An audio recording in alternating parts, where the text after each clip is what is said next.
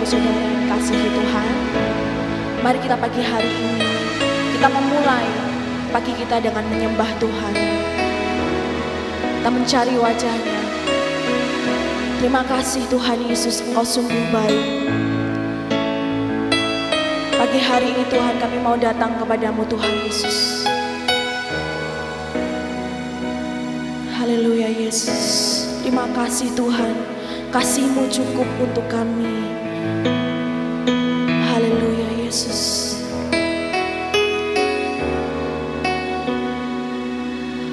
Christ is my reward and all my devotion.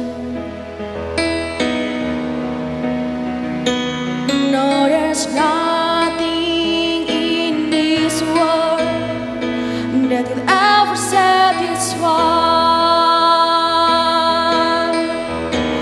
Through every trial, my soul will see no turning back. I will set free. Christ is enough for me. Christ is enough for me. Everything I need is in You. Everything I need, Christ enough for me. Christ is enough for me. Christ is enough for me. Everything I need is in You. Everything I need.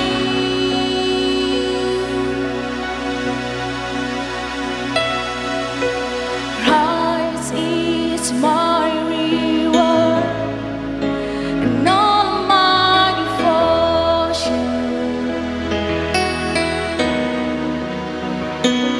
No, there's nothing in this world that could ever satisfy. Through every trial, my soul will see no turning back. I will set free. Christ is enough for me. Christ is enough for me. Everything I need is in You. Everything I need, Christ enough for me. Christ is enough for me. Christ is enough for me. Everything I need is in You.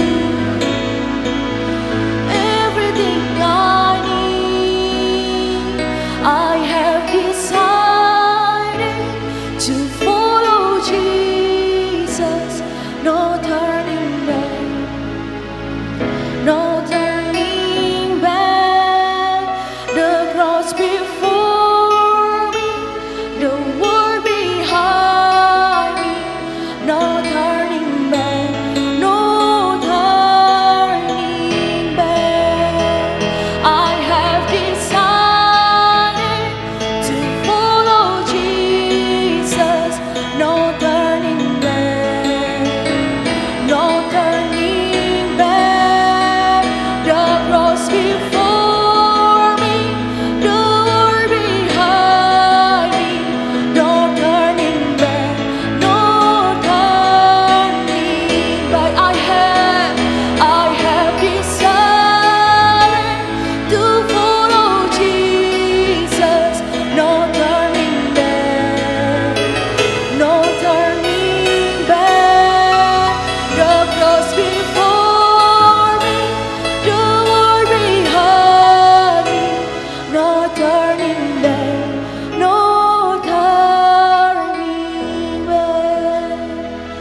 Sama-sama kita kenalkan lagu ini. Christ is enough for me. Christ is enough for me. Everything I need is in you. Everything I need, Christ enough for me. Christ is enough for me. Christ is enough for me. Everything I need is in you. Everything I need.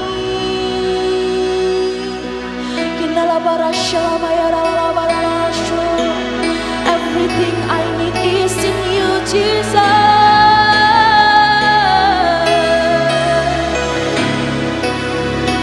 Kami perlu Engkau dalam hidup kami. Haleluya.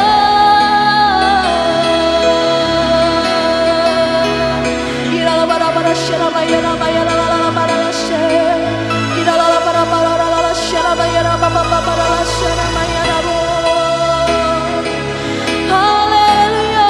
Mari bermazmur bagi nama Tuhan, sebab Dia yang layak kita puji, layak kita sembah di pagi hari ini. Haleluya.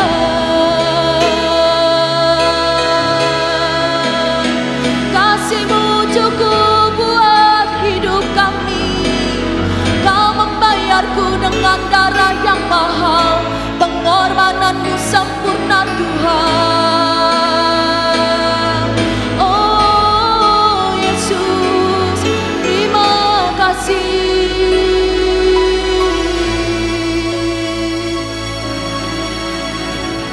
Haleluya Yesus. Christ is enough for me. Christ is enough for me. Everything I need is in you. Everything I need. Terima kasih Tuhan Yesus. Terima kasih Tuhan Yesus. Sebentar kami Tuhan akan mendengarkan kebenaran firman-Mu. Bila pagi hari ini Tuhan, kami boleh menerima setiap firman-Mu dalam hidup kami. Dan kami boleh menghasilkan buah-buah firman itu dalam hidup kami Tuhan Yesus. Terima kasih Tuhan, terima kasih. Kau memberkati hamba-Mu yang akan menyampaikan kebenaran firman-Mu. Kau taruh isi hati-Mu lewat hamba-Mu ini Tuhan Yesus. Terima kasih Tuhan untuk hadirat-Mu. Terima kasih untuk urapan-Mu pagi hari ini. Hanya di dalam nama-Mu saja Tuhan Yesus Kristus. Haleluya. Amin. Shalom Bapak Ibu yang dikasihi Tuhan. Pagi hari ini kita bersama-sama mau merenungkan dari Galatia 5 ayat 16. Maksudku ialah hiduplah oleh roh, maka kamu tidak akan menuruti keinginan daging. Bapak Ibu yang dikasihi Tuhan, firman Tuhan berkata, hiduplah oleh roh. Maka pagi hari ini kita akan bersama-sama belajar bagaimana kita bisa mengenal dan mengaktifkan Roh Kudus yang Tuhan sudah berikan dalam hidup kita, supaya kita boleh hidup oleh roh.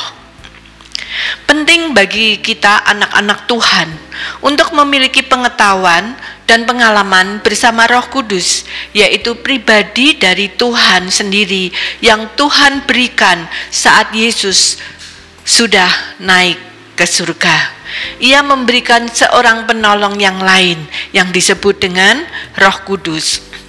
Untuk hidup dalam roh, kita harus mengenal dengan betul Roh Kudus atau penolong yang Tuhan berikan kepada kita, sebab Roh Kuduslah yang akan menuntun kita dalam seluruh kebenarannya, sehingga Roh Kuduslah yang akan menuntun kita, yang akan memampukan kita supaya kita bisa hidup oleh Roh. Kita tidak hidup lagi di bawah kedagingan kita. Yang menjadi pertanyaan, bagaimana kita mengenal dan bisa mengaktifkan Roh Kudus yang sudah Tuhan berikan di dalam kehidupan kita? Yang pertama, memiliki ketetapan hati untuk berjalan bersama Roh Kudus. Kunci pertama untuk mengenal dan mengaktifkan Roh Kudus yang ada di dalam hidup kita, yang pertama adalah ketetapan hati. Bagaimana kita bisa memiliki ketetapan hati untuk berjalan bersama dengan Roh Kudus? Sebab untuk berjalan bersama dengan Roh Kudus, terkadang kita harus memikul salib, terkadang kita harus menyalibkan kedagingan kita harus melawan arus dan sebagainya. Tetapi saat kita memiliki ketetapan hati untuk mengikuti Roh Kudus, percayalah, saudara sedang berjalan dalam tuntunannya menuju ke arah yang benar. Jangan bimbang dan ragu, dan nantikan keajaiban Tuhan yang terjadi atas hidup kita. Bersama Tuhan, air bisa menjadi anggur.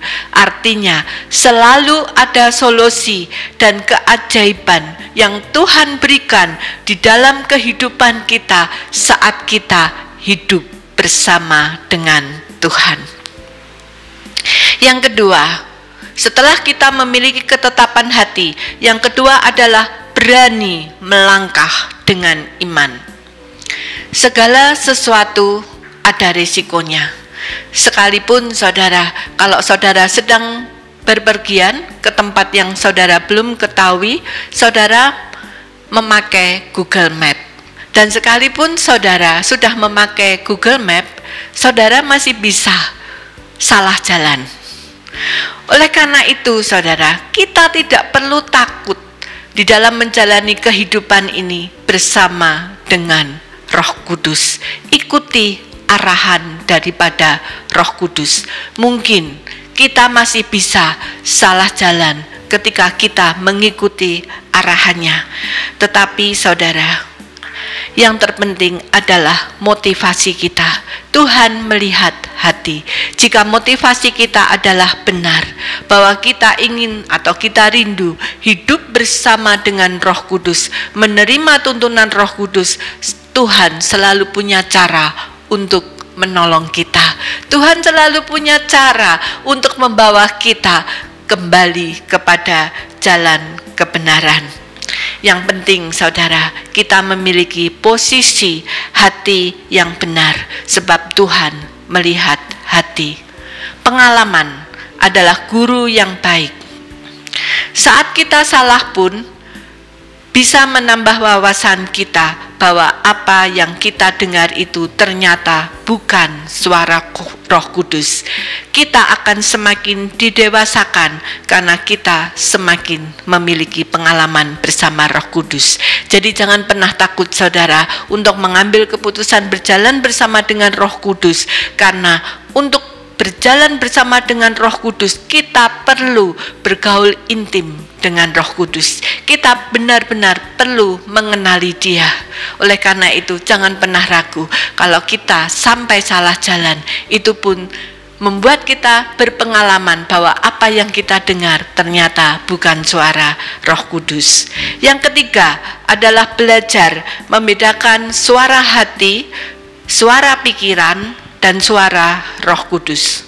Kita akan mulai dari suara pikiran. Pikiran adalah merupakan area iblis. Kalau pikiran kita belum ditundukkan oleh kuasa firman Tuhan, maka hidup kita sebagian besar dikuasai oleh pikiran kita sendiri, atau yang disebut dengan logika. Oleh karena itu, area ini, pikiran kita harus benar-benar ditundukkan atau dimenangkan oleh firman Tuhan. Jangan sampai kita memakai pikiran kita sendiri sehingga kita memiliki praduga-praduga yang salah. Asumsi yang salah yang kita ambil, yang kita dengar dari suara yang lain. Sebagai contoh saudara, saat kita melihat sesuatu secara mata jasmani, seringkali kita langsung, pikiran kita ini mengambil satu keputusan atau satu kesimpulan. Nah, suara pikiran kita ini seringkali berasal dari diri kita sendiri berdasarkan apa yang kita lihat secara jasmani, dan juga seringkali dari panah-panah iblis yang mempengaruhi pikiran kita. Memang benar saudara, apa yang kita putuskan belum tentu salah. Mungkin 90% saudara katakan bahwa itu benar, tetapi seringkali apa yang kita pandang, apa yang kita lihat, apa yang kita putuskan hanya sepanjang mata jasmani kita. Kita mungkin menyelesaikan permasalahan, tetapi hanya lapisan atas, lapisan luar yang kita selesaikan berdasarkan apa yang kita lihat secara mata jasmani. Tetapi berbeda saudara, ketika saudara berjalan dengan Roh Kudus bisa melihat apa yang tidak pernah saudara bisa lihat. Roh Kudus bisa melihat sampai kedalaman hati, sesuatu yang tidak pernah kita pikirkan. Ketika kita berjalan bersama Roh Kudus, saya percaya Roh Kudus akan bisa menyelesaikan sampai ke akar permasalahan. Dia tidak hanya menyelesaikan lapisan luar yang seringkali bisa menimbulkan pertengkaran, kesalahpahaman dan sebagainya, tetapi Roh Kudus menyelesaikan sampai ke akar masalah, yang bisa menyelesaikan dan membawa rasa syukur, damai sejahtera dan sukacita atas keputusan yang kita ambil di dalam menyelesaikan masalah, sehingga hubungan persaudaraan, hubungan antar teman tidak menjadi hancur, tetapi kita saling dibangun, saling dikuatkan, dan kita merasa bahagia jika kita bersama dengan Roh Kudus, karena Roh Kudus tahu sampai ke dalam hati seseorang. Nah, kemudian saudara, untuk suara hati ini adalah area di mana Tuhan bekerja dan juga iblis bekerja. Oleh karena itu saudara, kita harus benar-benar bisa membedakan mana yang suara Tuhan dan mana yang suara iblis, karena bedanya sangat tipis. Tetapi kita mau percaya bahwa kalau yang kita dengar itu ternyata bukan suara Roh Kudus, biasanya Roh Kudus memberikan keraguan di dalam hati kita. Tetapi kalau itu suara Roh Kudus, biasanya Roh Kudus memberikan satu keyakinan yang membuat kita mantap untuk melakukan. Tetapi kalau itu bukan suara Roh Kudus, biasanya ada keraguan, ada ketidakyakinan di dalam kehidupan kita. Nah, Bapak Ibu yang dikasihi Tuhan, oleh karena itu mari kita belajar mendengar suara Roh Kudus. Kemudian yang keempat, tidak mengabaikan suara Roh Kudus. Jadi kalau tadi yang pertama, memiliki ketetapan hati untuk berjalan bersama Roh Kudus. Yang kedua, berani melangkah dengan iman. Yang ketiga, belajar membedakan suara pikiran, suara hati dan suara Roh Kudus. Yang keempat saudara adalah tidak mengabaikan suara Roh Kudus. Jika Roh Kudus telah memperingatkan, namun pikiran kita masih begitu kuat, pikiran kita masih berjalan, tidak mau menerima daripada suara Roh Kudus, maka pada akhirnya suara Roh Kudus itu makin lama makin pelan, ketutup oleh pikiran kita sendiri, dan akhirnya tidak terdengar. Kita perlu mencermati suara Roh Kudus. Roh Kudus itu datangnya tiba-tiba, lembut, melalui hati atau pikiran yang mengalihkan perhatian kita. Roh Kudus tidak membawa kita kepada kebahagiaan, tetapi kepada damai sejahtera. Ini yang perlu kita catat, bahwa Roh Kudus tidak membawa kita kepada kebahagiaan, tetapi kepada damai sejahtera. Suara Roh Kudus lembut, hampir tertutup oleh suara pikiran atau iblis, tetapi menimbulkan kisi-kisi dan kegelisahan roh. Jadi kita sedang mendengar suara iblis. Suara yang kita turuti akan semakin keras, mendominasi dan menutupi suara lainnya. Contoh saudara, kalau kita memutuskan untuk masuk dalam doa dan puasa, tetapi tiba-tiba banyak godaan dan tantangan yang ditawarkan kepada kita. Dalam posisi seperti ini, langkah apa yang akan saudara ambil? Apakah saudara tetap pada prinsip saudara mau ambil doa puasa, atau saudara mengganti hari, menunda untuk puasa saudara? Suara hati biasanya muncul setelah suara pikiran, dan kegelisahan roh tidak sama dengan kegelisahan daging. Waspadalah, jangan sampai kita terkecoh oleh suara-suara lain, baik itu suara kita sendiri ataupun suara daripada iblis. Yang kelima saudara, berani bayar harga. Suara Roh Kudus tidak timbul dari emosi atau kedagingan kita. Oleh karena itu kita harus belajar melatih kepekaan. Kita harus mau dididik hari demi hari oleh Roh Kudus. Banyak orang tidak taat pada Roh Kudus sehingga dia tidak mendapat apa-apa dari Tuhan. Tetapi marilah saudara, kita mengaktifkan Roh Kudus yang sudah Tuhan berikan di dalam hidup kita, sehingga bersama pengurapan yang sudah Tuhan taruh di dalam hati kita, kita mau melangkah dengan iman. Kita mengambil satu keyakinan bahwa kita mau hidup dipimpin oleh Roh Kudus, dan kita mau mengaktifkan Roh Kudus yang ada di dalam diri kita. Kita mau berani bayar harga. Apapun yang terjadi, kita tahu bahwa Roh Kudus tidak pernah salah, bahwa Roh Kudus akan membawa kita pada jalan kebenaran dan kehidupan. Oleh karena itu, aktifkan Roh Kudus yang ada di dalam hidup saudara. Karena kalau kita tidak mengaktifkannya, maka Roh Kudus lama-kelamaan menjadi padam. Dan saat Roh Kudus padam di dalam kehidupan kita, kita akan berjalan menurut kata hati kita sendiri, dan kita bisa tersesat. Oleh karena itu saudara, di dalam kehidupan ini seringkali kita mengeluh, kita tidak mendapat apa-apa dari Tuhan, kita tidak diberkati oleh Tuhan. Tetapi karena kita tanpa sadar bahwa kita sudah salah langkah, kita mengambil jalan kita sendiri, bukan jalan daripada Tuhan. Mari kita sama-sama berdoa. Kami mengucap syukur pagi hari ini Tuhan, bahwa Engkau sudah memberikan seorang penolong yang lain di dalam kehidupan kami, yaitu Roh Kudus yang telah Kau curahkan di dalam kehidupan kami. Ajarkan kepada kami Tuhan untuk menyadari betapa pentingnya Roh Kudus yang sudah Kau taruh di dalam hati kami. Dan kami sadar Tuhan, tanpa Roh Kudus kami tidak akan mampu berjalan di jalan kebenaran dan kehidupan. Oleh karena itu Tuhan, mulai hari ini mampukan kami Tuhan untuk terus mendengar suara daripada Roh Kudus, untuk masuk di dalam jalan Tuhan. Apapun rancangan-Mu, apapun resikonya Tuhan, sekalipun kami harus memikul salib, izinkan kami untuk mengambil keputusan melakukan kehendak-Mu. Terima kasih Tuhan. Kami berdoa bagi setiap anak-anak-Mu yang pagi hari ini bersama-sama dengan kami merenungkan firman-Mu.